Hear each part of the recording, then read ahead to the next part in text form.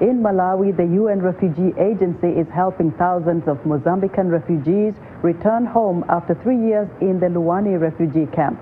The refugees expressed a desire to go home after an easing of tensions between Mozambique's ruling Frelimo party and the opposition Renamo. Lamek Messina talked to refugees at the camp and reports that they are hopeful for the future, but also realistic. The refugees started fleeing into Malawi 3 years ago in response to fighting between Mozambique's ruling Frelimo party and opposition Renamo fighters over the disputed 2014 elections. Many of them talk of how their homes were torched and relatives killed on suspicion of hosting Renamo fighters. Our homes were close to the place where Renamo fighters were camping, so whenever they started fighting with their rivals, we were always the victims. This forced us to flee so that we could find peace here. The refugees now want to live a normal life. We want to start growing our own food, doing business, so that we may have some money. Here, we just stay without any money because we do not have any employment and we do not do any business. The refugees say they have wanted to return home since July, when authorities in Mozambique said the two warring sides have resolved to reach a peace deal to settle their differences. And we are very sure that fighting has stopped now because there has not been any sound of a gun since December 2016. UNHCR officials said they are not authorized to comment on the return because the agency and the governments of Malawi and Mozambique have yet to sign an agreement for the return of the refugees. The refugees say although they are voluntarily returning home, their future remains uncertain as the country prepares for a general elections next year. We do not know what the losers or winners will do after elections. We do not know if the losers will accept the loss. So although we are returning, we are doubtful about our safety. But anyway, we just want to go home just for a bit of fresh air. They say they are ready to go back to the refugee camp if the proposed peace deal flops. Malawi previously hosted more than 300,000 Mozambican refugees who fled a 16-year-old civil war between 1977 and 1992. Lamek Messina for VOA News, Neno, Malawi. Ghana, the world's second largest cocoa producer, has recorded a drop in production due to swollen shoot disease and the lack of rain.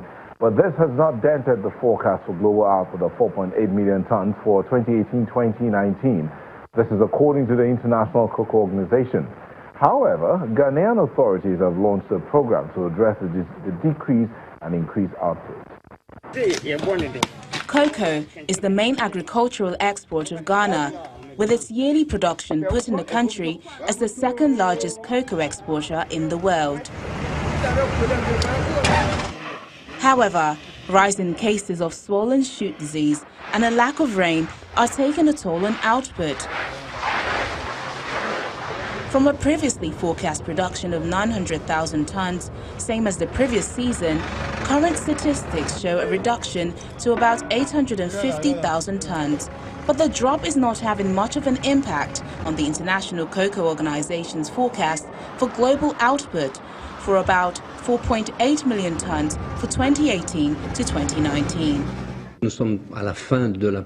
We're at the end of the first part of the season. We don't have all the data, but we think that certain decreases in Ghana could be compensated by higher production elsewhere, such as Ivory Coast and maybe Cameroon, and some countries in Latin America. The ICCO projects that Ghana would continue to produce a bit less cocoa in the short term due to the production challenges, but the case is different in the world's top producer, Ivory Coast, which is expected to reach 2.2 million tons this season. Indeed, we are holding to a rise in production for Ivory Coast. We have not heard of any specific quality issues. For Ghana, yes, a downturn, maybe a drop, but it's too early to produce figures. We are in May and we still have 2-3 weeks of collections that are coming, and it's a bit too early to give a definitive pronouncement on what is just an intermediary harvest. Ghana's Government and Marketing Board, Cocoa Bud, has launched a program to dig up infected trees and replant the 400,000 hectares affected by the disease. We trust the Ghana Cocoa Board, which is better placed, of course, to judge the evolution of its own market. It's true that Ghana has been very badly affected by swollen shoot, and that despite determined digging up campaigns, there are not many ways of treating swollen shoot. As you know, swollen shoot, you need to go through the process of digging up, so Cocoa Bud has started the digging up campaign voluntarily and the replanting, which could, of course, affect production in Ghana. The ICCO is pleased with a sharp rise in global cocoa processing in the first quarter of 2019, driven by strong demand from the chocolate industry, as the company forecasts that the trend would continue to the end of the cocoa season. In February, the ICCO forecast that there would be a global cocoa surplus of 39,000 tons in the 2018-2019 season. It's time now for a short break. As we do, we remind you to visit our website, channelstv.com, for news and other programs around the clock. You can also find us at youtube.com/channelsweb. Still to come, see how this young, courageous Rwandan woman has helped alleviate the fears of stigma attached to albinism in Africa. We'll have that and other stories when we return.